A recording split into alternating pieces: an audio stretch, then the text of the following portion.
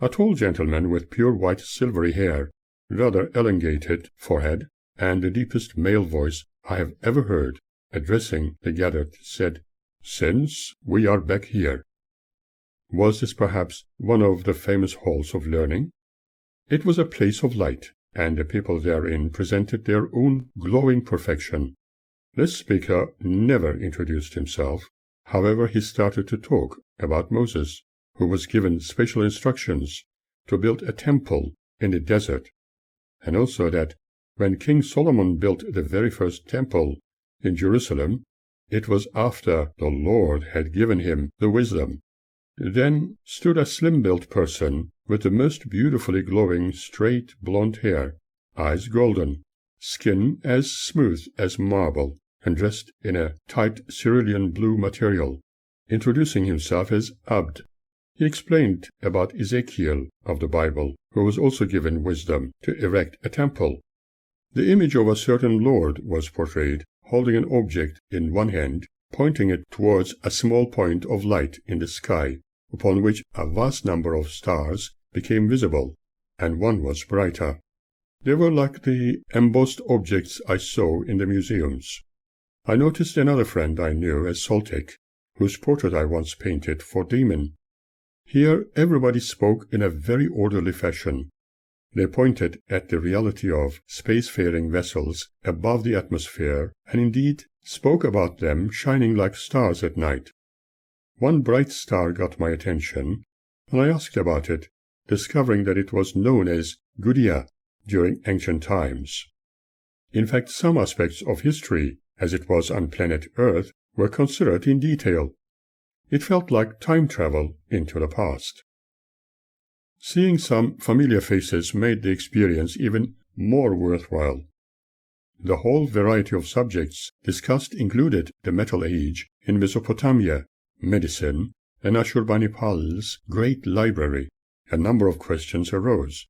Why did man often reach a point where he misused his knowledge, therefore regressing upon this beautiful world they named Earth? Why did human history continually repeat? It was almost like recapping some of the literature one had read, and now repeating the information contained therein.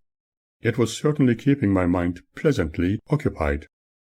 Waking up on the 3rd of November, I decided to get ready very quickly and get out to the almost deserted restaurant to have a cup of coffee before wandering along the dusty roads nearby, for I desperately needed this time just for myself before the interminable questions began. As the morning advanced, we met our tour guides and visited other archaeological sites, while Damon kept pointing at certain signs, colors, and markings on the rock faces. "A face, and upper body I see there," he shouted. "Do you see it too? It is old style of Egyptians, I think, or?" The guides were puzzled by the non-existence of any interest in discovering anything on his part. Furthermore, we spoke about the step pyramids and mastabas, Pharaoh Cheops, Princess Neferhotep. Considering some of the historic information presented to us, one wondered whether all the history known so far was completely factual. From time to time, Damon wandered off into different directions with Ahmed. They were more interested in the vibrations they allegedly sensed by touch, as Damon instructed him. Muhammad Makram asked me if I psychically felt any treasures buried underfoot, where we happened to be, by the small pyramid, obliging me to concentrate and make a well-guessed suggestion. I told him what I felt, but one needed to dig deep and excavate. I had a very strong feeling that they had other chambers under the pyramidal side, let alone the Sphinx. In that instant Ahmed and Damon approached us, saying, "Market, market!" Were they perhaps looking for treasures for themselves? Who could guess? Then again, this could lead to new discoveries. It was then that Damon told me, "Professore, look, we are sent to these people. When we give them the guidelines where to get those treasures, 50% goes to me." Later he raised his voice further. "You must remember us. We are your gods coming back to you. You can imagine what the others thought of him. Our footsteps echoed as we walked through the narrow corridors of the ancient city. It probably sounded like the tramping armies of the past. Makram pointed out the secret doors, which were opened every morning and closed in the evening, saying they were never closed for the deceased. Damon was once again engaged in educating Ahmed. "Ask Ani what he had seen when we were together with them last night." Ahmed responded with, "Ask Ani?" "Yes," said Damon. "Yes, what he saw, and he will tell you something." Ahmed continued, "I feel something that makes my hair stand, just like the spirits passing through me." While examining some of those carvings, Damon shouted, "Ah, Samson and Delilah," and kept touching and feeling the energies of everything. Sometimes one observed a puddle of camel urine on the ground, over which we had to jump, and it seemed to gain more importance to him than the ancient artifacts. Sometimes guards approached and told us not to touch anything or take photographs unless we paid them bahshish. Sometimes we saw schoolchildren climbing the huge boulders on the sides of the pyramids, despite warnings not to do so. However, it was pleasurable for me to spend some time with Makram and Ahmed, rather than wasting time with thousands of illogical interrogation sessions. At the end of the day I had a thoroughly crowded mind, after being subjected to 1,000 more emotions of the most negative kind. When we retired to our rooms, I always had the fear of Damon's intrusions, for he had a couple more questions during the stillness of the night. The entire day had been like a bad joke, like many other days spent with him. It was very late at night, feeling completely exhausted with a day filled with inappropriate, unrelated, and relentless questions bombarding me. I finally retired to my room and could not wait to put my weary head on the soft pillows. I must have immediately started to fall into a restful sleep, for suddenly I found myself gazing upon my fatigued body from top to toe. Although I have often had similar dreams before, and was accustomed to seeing my physique from a different vantage point, unlike the partial image one observes when looking into a mirror, this was really saddening me. I was aware of the humming sounds of the cooling system in the room, which was filled with that ever-present green, ethereal light. At this stage, I did not care whether my experience was physical or of another dimension. At least I was free from Damon the executioner's thousandfold questions. I became aware of my friend Serapis presenting his usual smiles and welcoming me anew. "It is a delight to accompany you into places distant." It did not matter any longer whether this was a real experience, an imagined one, or the afterlife. I fully intended to enjoy it.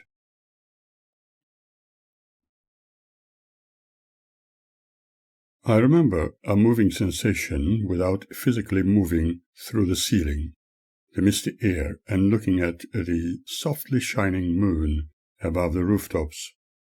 I looked at the huge swimming pool within the hotel complex from a distance high up above the ground, and watched hard-working hotel staff, cleaners and cooks busying themselves. Noticing how some of the tourists from all corners of the world and a number of locals were still eating and heavily drinking. When outside the hotel complex and floating above the roadside, a young camel and its owner made an appearance in front of me. The old man called it Dudu, and the camel made a grunt and looked in our direction. Was this really a dream, or what? I heard Serapis comment, "Is it not strange how humans cannot see, even ignoring when they can, while this animal notices us?" I knew what he meant. Humans could not see us, since we were in a different dimension, but the animal was sensitive enough to notice us. A very luminous light shone from within everything, and the Bashish collectors could not disturb anyone. It was indeed a delightful experience to soar gently upwards like a balloon. The whole city looked mistier from this distance. I glanced back at the Nile Valley, ancient Memphis, and Alexandria. Going further up, I could see the outlines of the streets and other buildings clearly, and the city lights from around the Mediterranean were a sight to behold. I could detect Sudan, Algiers, the Red Sea, Turkey, Italy. The earth looked so peaceful. As we rose further, I could see the glorious stars all around me, while the sun appeared like a dull glow at first. There were many man-made satellites above the Earth's upper atmosphere.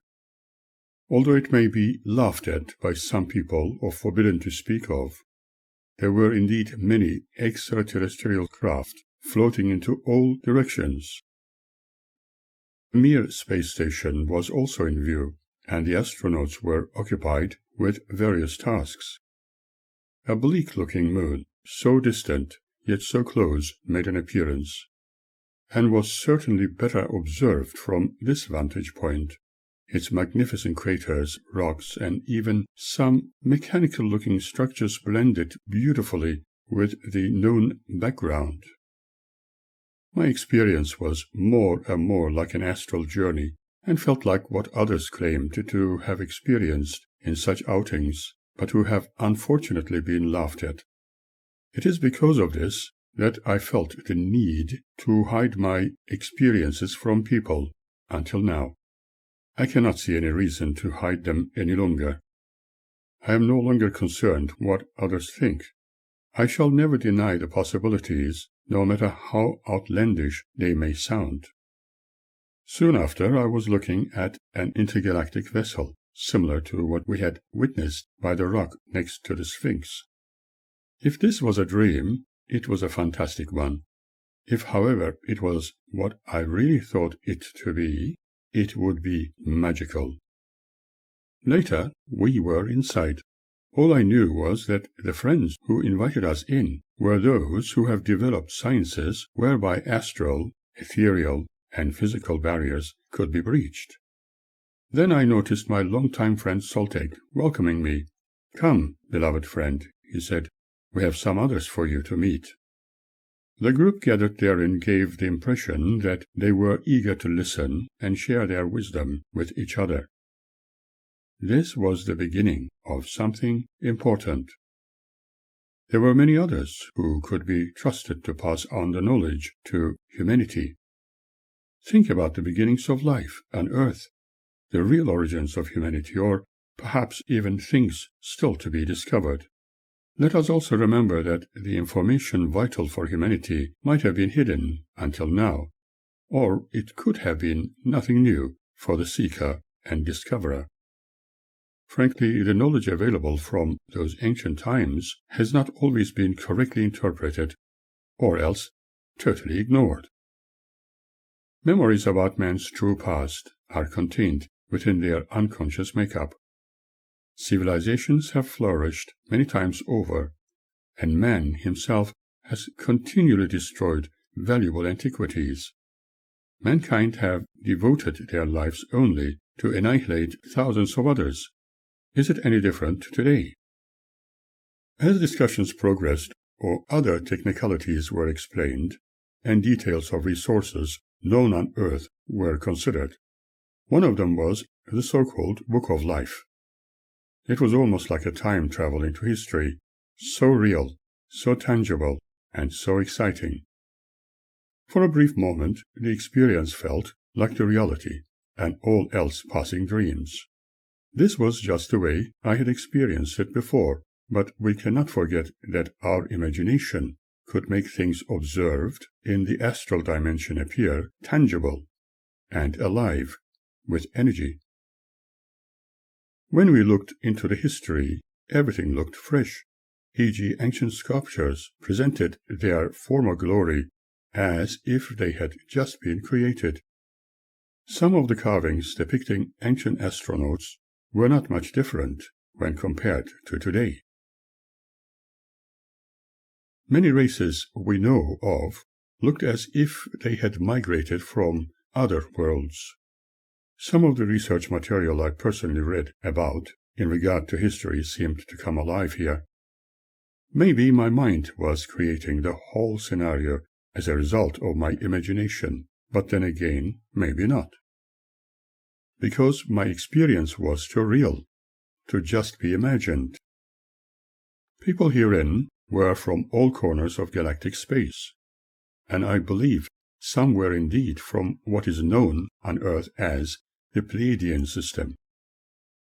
We heard stories in regard to the subject of creation, as believed by the ancients, and as related in the holy books.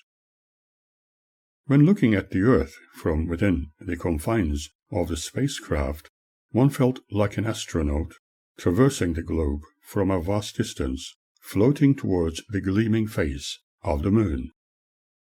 Soon, a blue horizon shone in the blackened background, with magnificent jewel-like spots of light, shining with a different glow. One could stay here for a long period of time without tiring. I could not estimate how long had passed, for the time element in the astral sense presented a different system, unlike that of the three-dimensional Earthian one. As I mentioned before, even if this was no more than a blend of imagined and previously studied subjects, they were truly alive in this brilliant state of consciousness, and becoming more enjoyable. It was hard to call the experience purely an illusion. At the same time, after all the wisdom shared, it was not easy to wake up from one's slumber. However, a single thought remained in my mind as I opened my eyes to a new day. There will have to be a galactic unity which could encourage and assist modern humanity in thought and creativity without the currently known ills. Personally, I believe it to be the inevitable reality. Let us turn our attention for a moment to 10 to 6 in the evening on the 4th of November.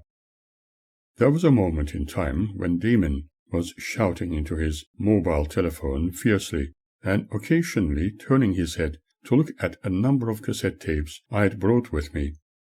Obviously, extremely agitated as he often was, with whoever he was talking to, at the same time demanding to know whether I was wasting media by recording music. I was probably committing one of the great sins amongst many others.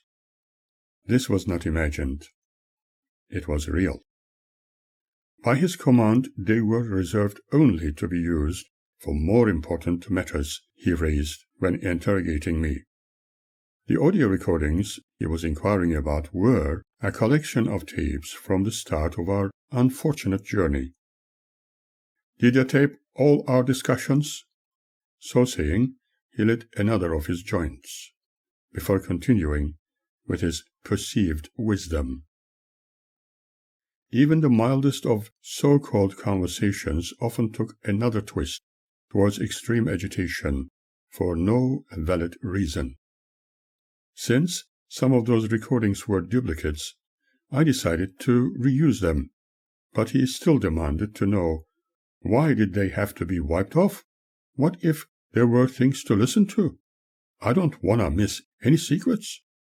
I had already given him a number of tapes containing my own programs to listen to, but Damon had to have everything right now.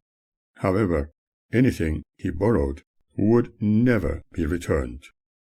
As usual, all day long he kept asking for what reason they had to be wiped off, endlessly repeating himself that he could not understand the motive behind it, although I had very clearly explained why I felt the need to do so.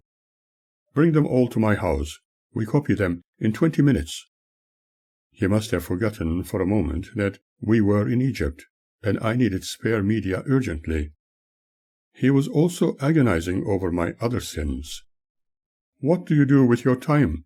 All day, Seriously, when I look for you, and I can't find you, your tape is closed, your telephone is closed."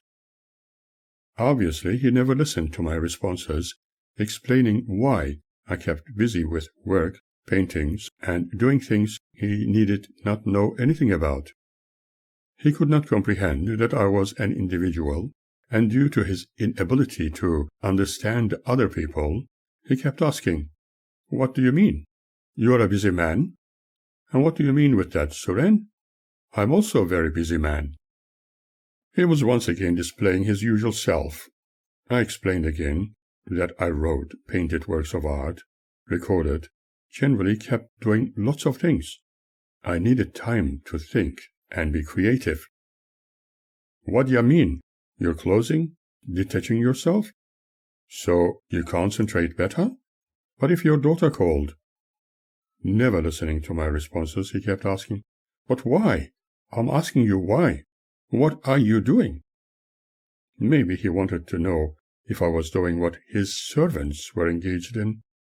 Streetwise enterprises, selling what he valued most. Since there was more than just one way to make millions of dollars, and he had plenty of it, he became more insistent. "What? As soon as you start doing something, wouldn't you have 5 minutes break for coffee, food, or go out with your friends?" As we furthered our most important discussions, he repeatedly demanded, "Why did your family leave you?" as if it was any of his business. Damon clearly demonstrated that by denigrating people it made him feel proud and superior. He claimed that I was probably flying to the skies and escaping the world on a daily basis. "Ah, I think Christy is doing the same." A little later exclaiming, "No respect. You see, if someone gives me a phone number, I ring." But he ignored the fact that he had not given me his number in the first instance. It was most unusual to see him shake those cassettes, one by one, close to his ears, also sniffing them. What was he hoping to detect? "It doesn't matter what the temperature is in the house. I always get up naked to eat something, and I'm telling to myself the last 6-7 months, I'm coming from somewhere. I don't know where, but I'm coming from somewhere.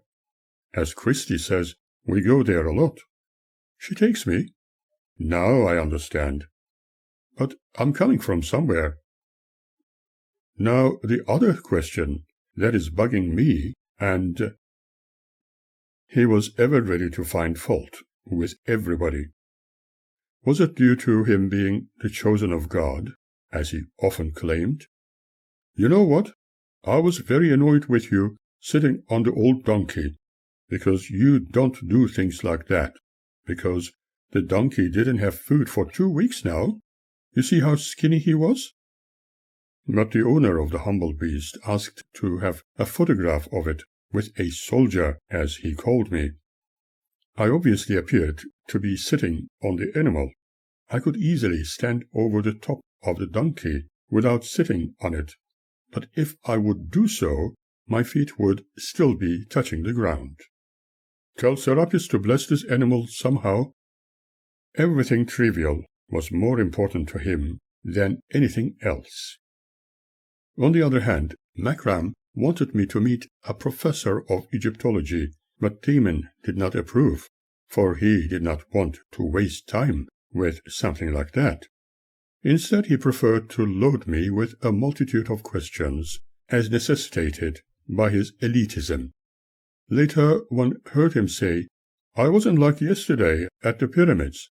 Although I don't do much sports, I am younger and much stronger than you. But you were real fast, no problems. I was killing myself. I couldn't breathe when we were inside the chamber. If I walk from A to B a little faster, I lose my breath.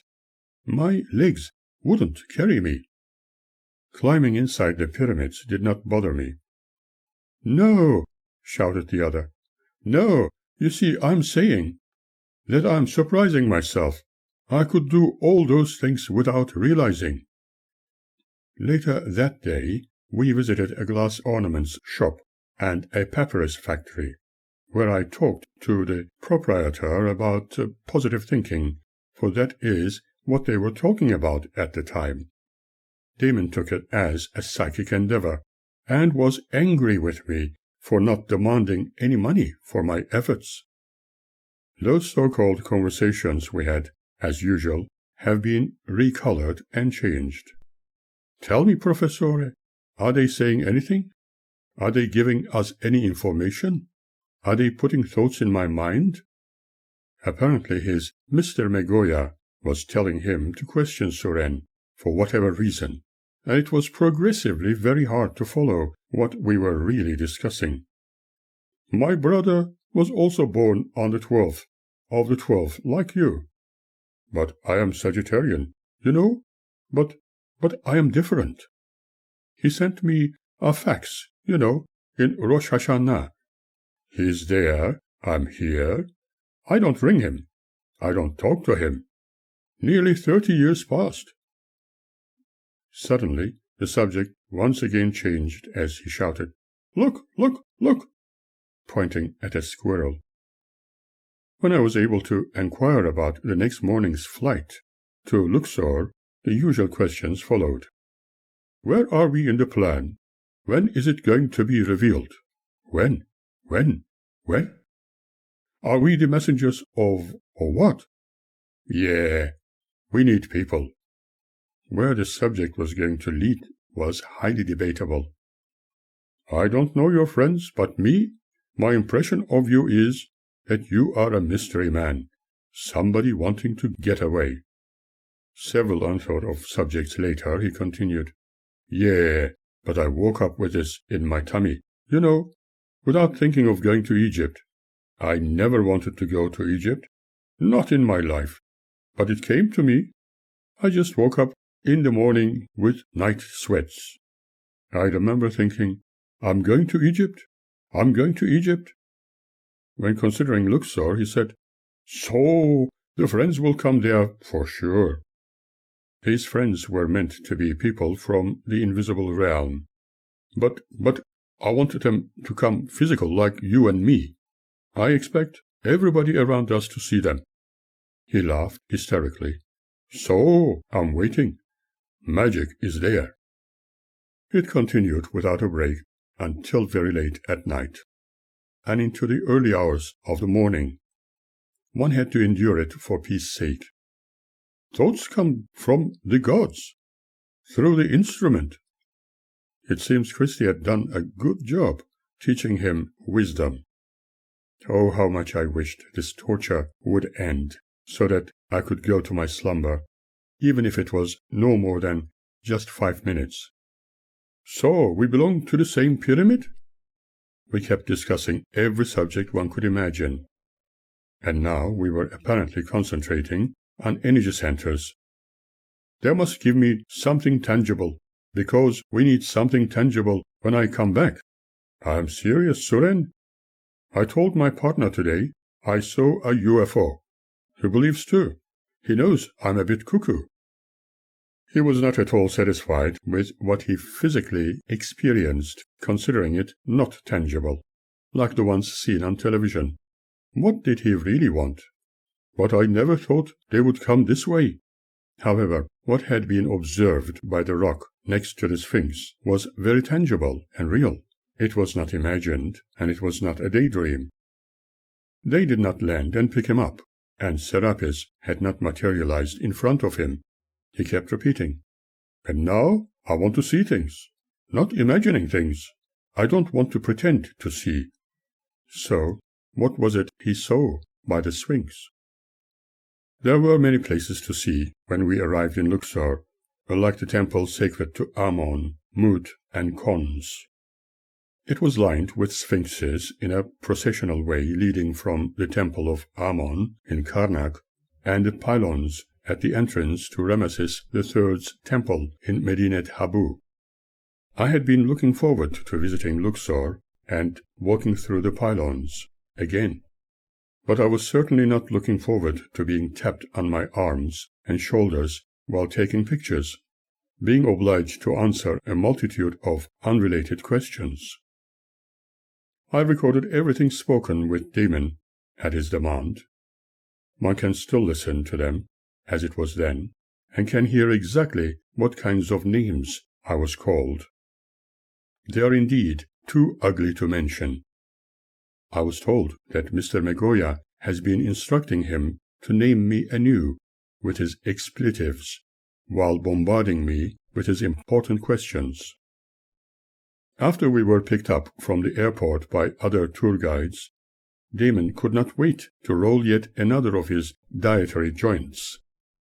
When on the boat, while exclaiming, "Now I want to see things, miracles," one had hoped it was going to be a more pleasurable trip. But it seemed I was only expected to facilitate the fulfillment of Damon's expectations. As we discussed the issue in detail, I was to paint some other murals for him, but obviously he believed he was entitled to dictate my every move, his behavior declaring it loud and clear. I have truly regretted the entire journey I have undertaken. The rippling waters gently splashing against the sides of the boat were inducing a hypnotic sleep state.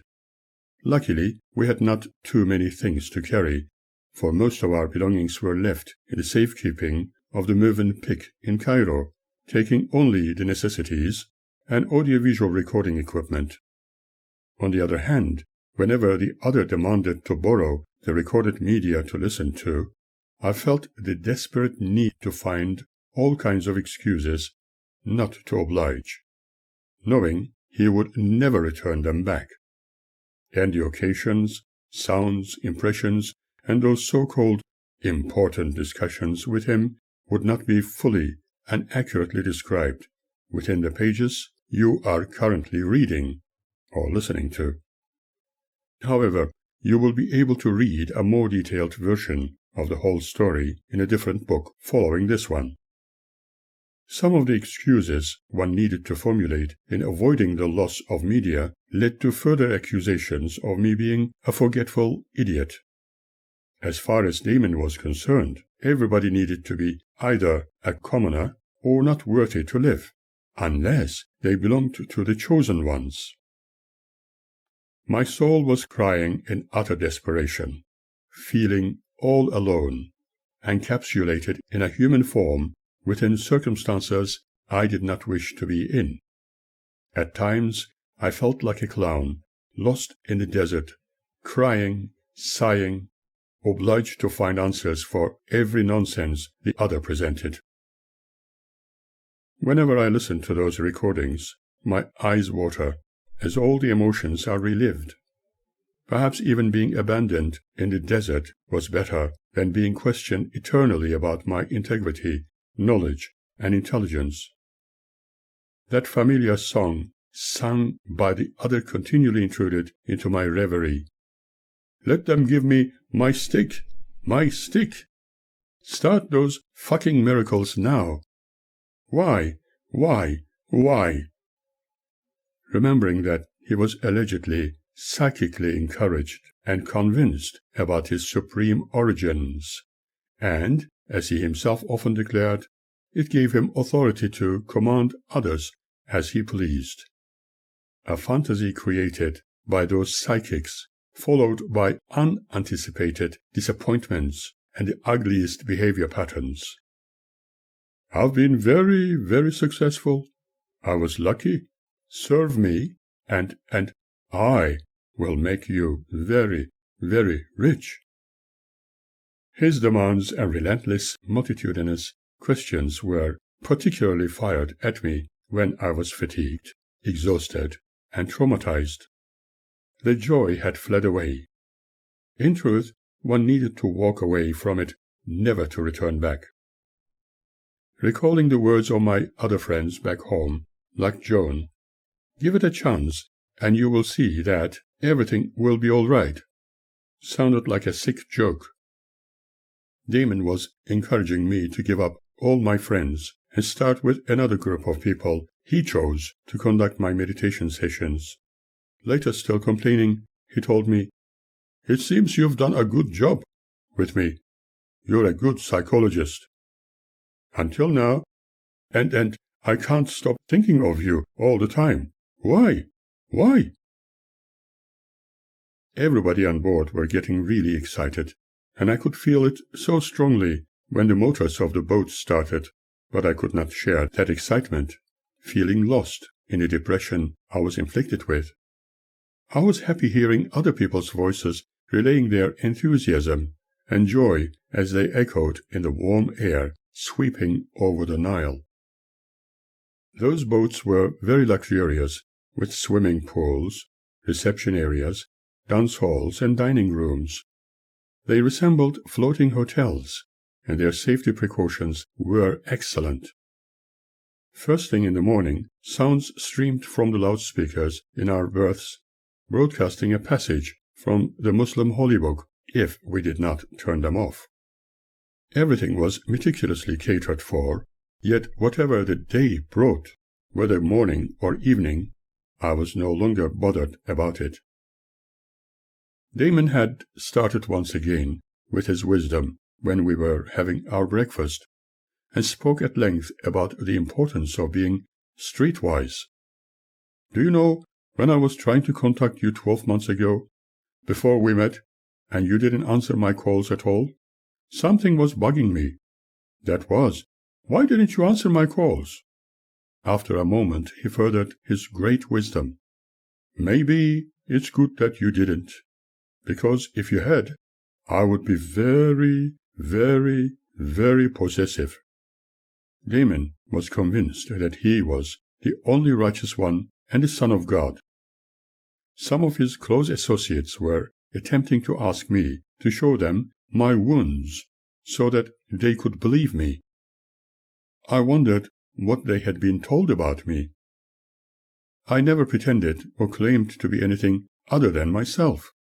There have been many in the past who promised greater things, as with religious sectarianism. Multitudes seeking to find answers to their everlasting questions were inflicted with the darkness of religious pain. I was further asked, "Why? How come that your face is exact replica of the original Sphinx, whereas mine is not?"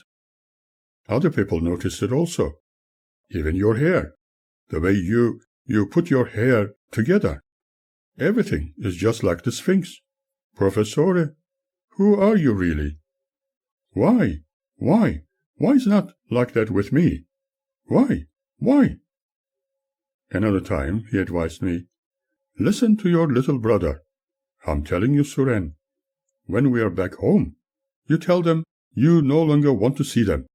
Channel to my friends, and you'll become rich.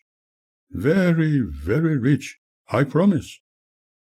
That was truly exceptional. You will be rich. Some people are very dependent, others possessively obsessive, giving no chance to anybody to grow, let alone live their own lives. We need to ask, are we taking advantage of the opportunity to grow? Do we perhaps deny the opportunity to others to grow? Are we hindering their growth? Some cults and religions of darkness do precisely that.